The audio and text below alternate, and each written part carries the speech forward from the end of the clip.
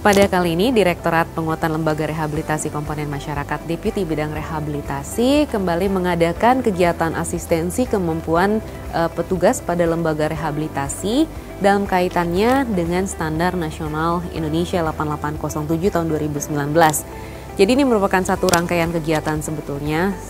Pada 2 minggu yang lalu kita mengadakan asistensi atau peningkatan kemampuan bagi para petugas terkait dengan peningkatan kualitas layanan rehabilitasi menuju SNI melalui motivational interviewing.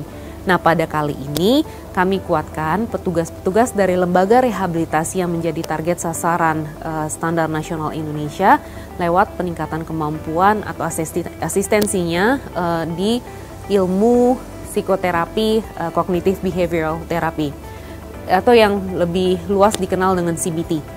Nah, CBT ini seperti tadi saya sampaikan adalah salah satu bentuk psikoterapi untuk mengubah perilaku seseorang dalam upaya mempertahankan pemulihan dan mencegah kekambuhan. Jadi, lewat CBT ini, seorang individu atau klien yang tengah menyalahgunakan narkoba diajak untuk bisa mengidentifikasi faktor-faktor yang menjadi pemicu, faktor-faktor penghambatnya, kemudian memahami respons individu terhadap faktor-faktor tersebut dan tindakan atau pengelolaan lebih lanjut terhadap faktor-faktor tersebut sehingga dapat mempertahankan pemulihannya dan mencegah kekambuhan.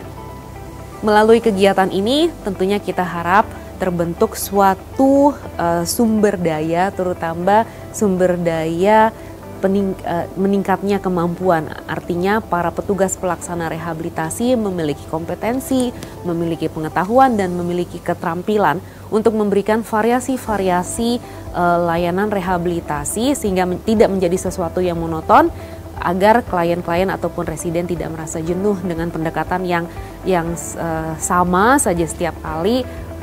Dan lewat CBT ini kita harapkan dapat memperkaya khasanah dan juga meningkatkan kualitas layanan dalam upaya rehabilitasi bagi para penyalahguna narkoba.